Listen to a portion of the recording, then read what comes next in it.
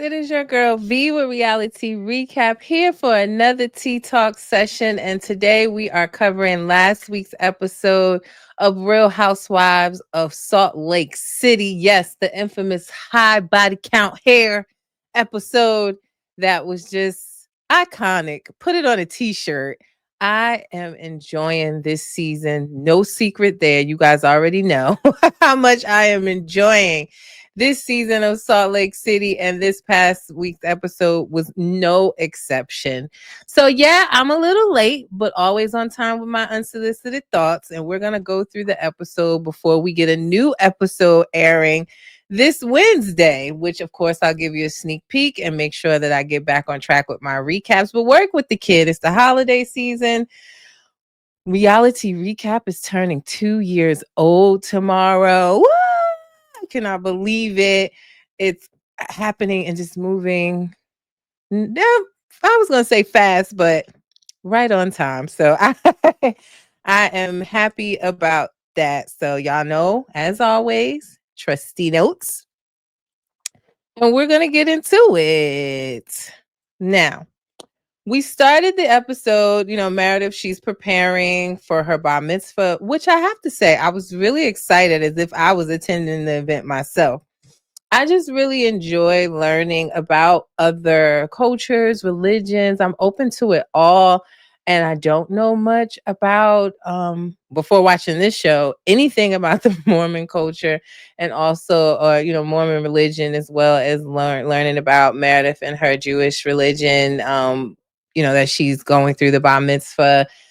I've always heard of them, never attended one, didn't know what went on at a bar mitzvah, but I was curious. I was excited as if I opened the mailbox and got an invitation to it myself. So I couldn't wait for it. I also did not know because at the bar mitzvah, I did not know that you can drink alcohol or wear crop tops. Hey, Bronwyn.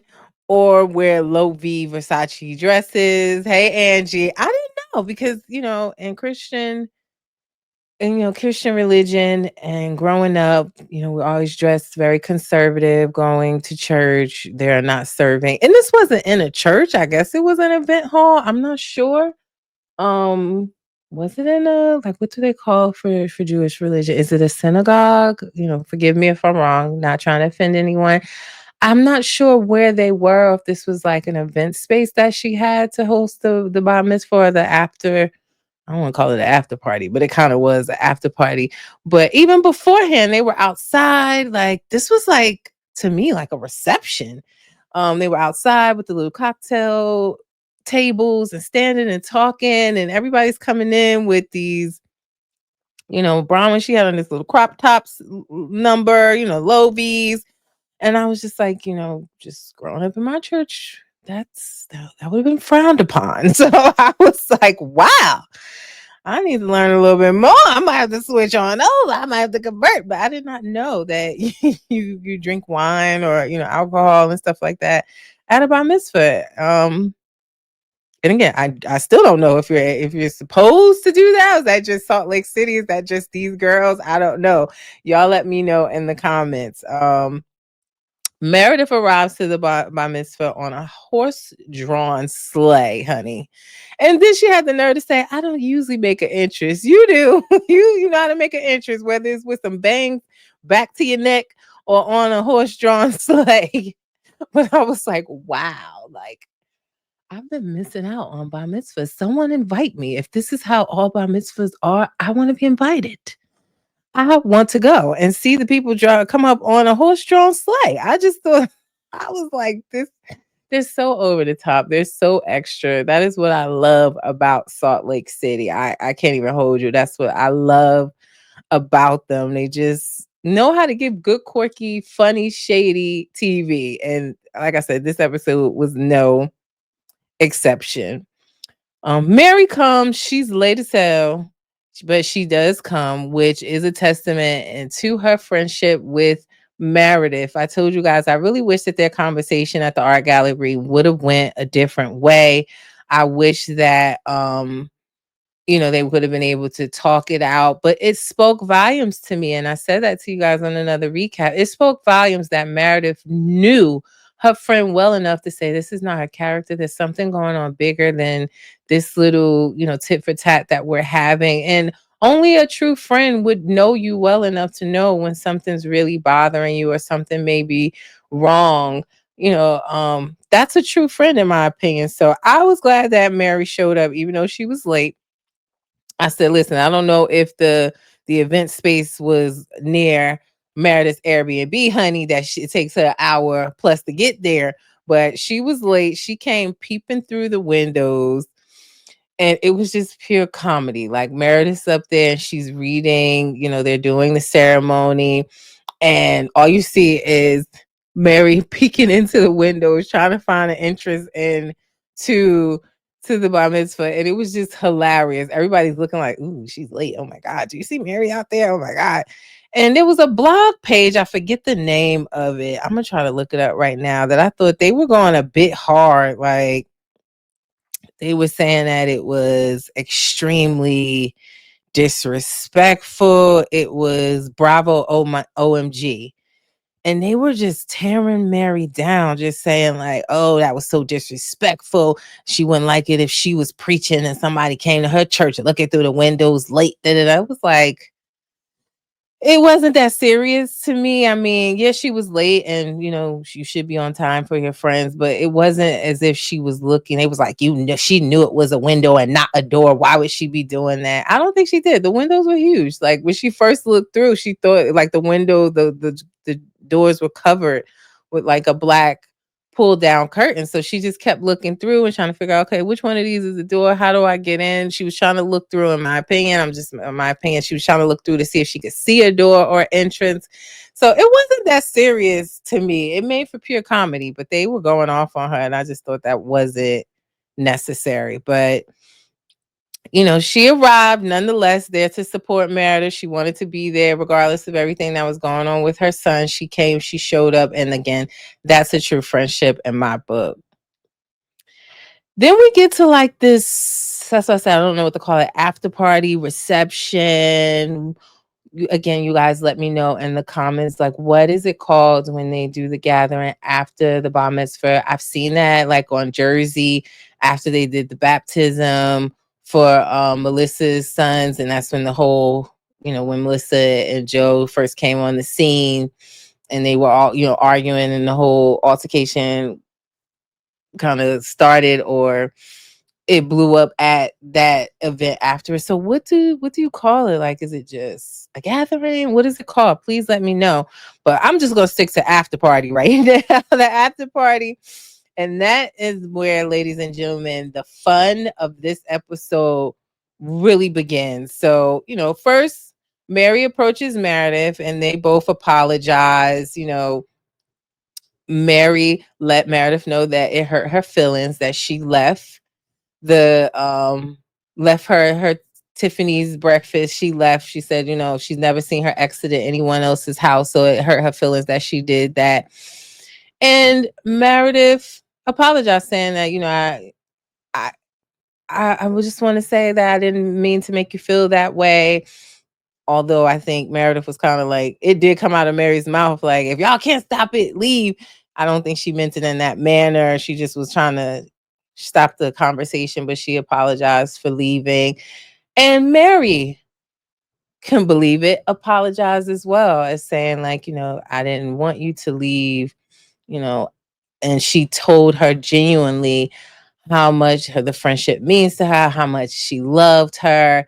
And they hugged and hugged. And I was like, we are back on track with Meredith and Mary's funny, quirky friendship. So I'm glad that they were able to get past that.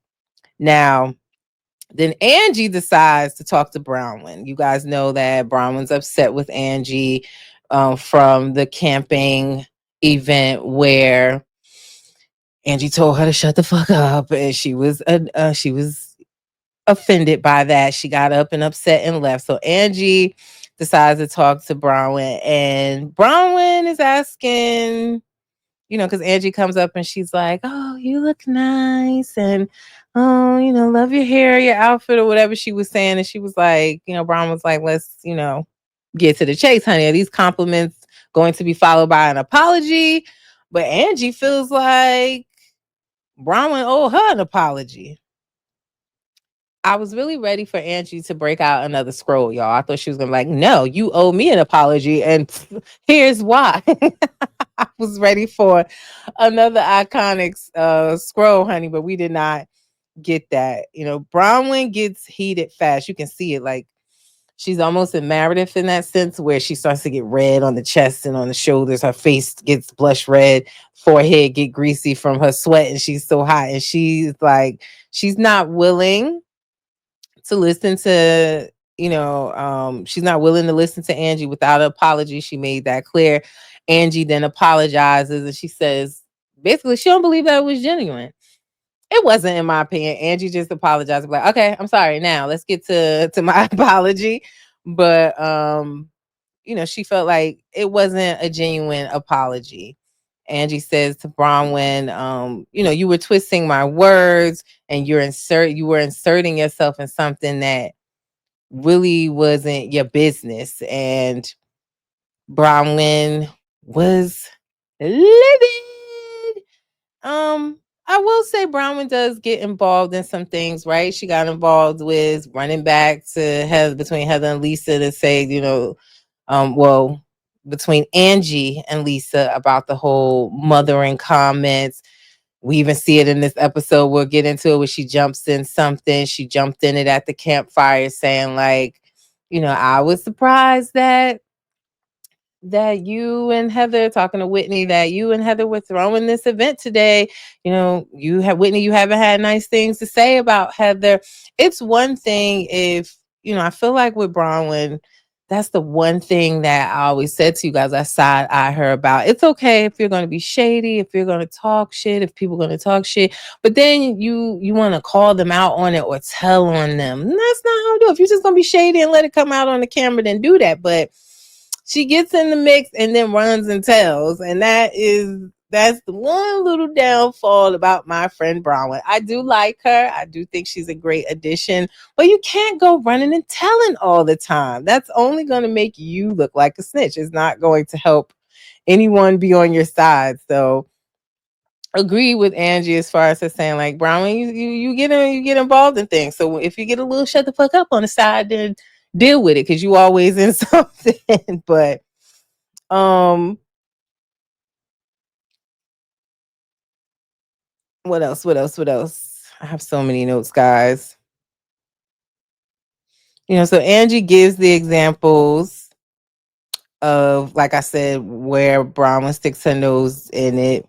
And she gave the example of Brittany, but she gave the example of Bronwyn getting in Brittany's business.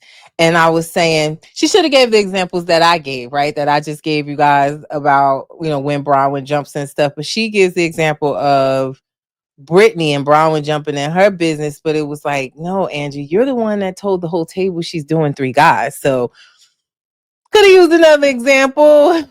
Wasn't the best example because Angie, you were in that business, even though you jumped in on to say what you said because of the whole her coming at you for bringing wine to her event. But at the end of the day, you did bring that up about her doing 3 guys. So not the best example. She could have stuck to the ones that I gave you guys, like, at the campfire and the whole mom shaming situation. Those are the examples that she should have gave. Bronwyn is not here for all of the examples that she's trying to give. Bottom line with Bronwyn is that she says, Angie's language was offensive. It was terrible. And Angie says, well, you talk about, you don't have the best language. Then you say at your anniversary trip that, oh, Lisa wants you to ride her D and all of that. Like, you the one having all this crass language too. And I'm just saying, you got the D word, you got F bombs dropping, all this at the bar mitzvah. Bar mitzvahs is a wild place, and I want to be invited. I really do. But it was like, Oh my goodness. Like, was the rabbi still there that was a part of the ceremony? You know, the even the bartenders and stuff at this event were looking like, oh my God, it is really going down, child. Like, what is going on? I just couldn't believe all of these F bombs and D words and stuff was just flying. And they wasn't talking low, as you can imagine. They were really loud. So I just was like, wow, someone invite me to a bar mitzvah. Insane. So Todd steps in and he tries to break it up and he's saying, let's take a break. Excuse me. And he asks Angie, does she want a drink? And Braun was like, you don't need to ask a person that's over here calling your wife a liar and being rude to. You don't need to get them a drink. And Todd's like, that's not what I was just trying to break up the situation. He pulls Bronwyn to the side, and Bronwyn is upset. Like, she's upset that he's offering. She was like, I get you're trying to be the nice guy, but not in this moment. Like, let me handle this, or you come to my rescue, but don't offer her a drink. It doesn't, Angie's like, oh, you're the best, Todd. I love you. It's nothing against you. You're the best. And I get it. You want your husband to be on your team.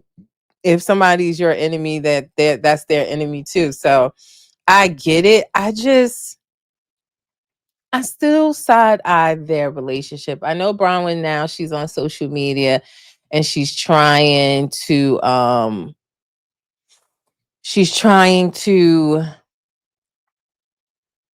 what is the words I'm trying to find? Now on social media, I feel like she's trying to play up her relationship or let us know how great Todd is, and even showing us pictures where he's actually smiling instead of his hands folded and him looking at everybody like they're idiots the entire episode. She's really trying to show us through social media a different side of Todd. I just don't know. He still gives me the, like, I get he's an older husband, but a little bit controlling. Always want to control her narrative and her perception, how she's portrayed, instead of allowing her to authentically be herself, which is key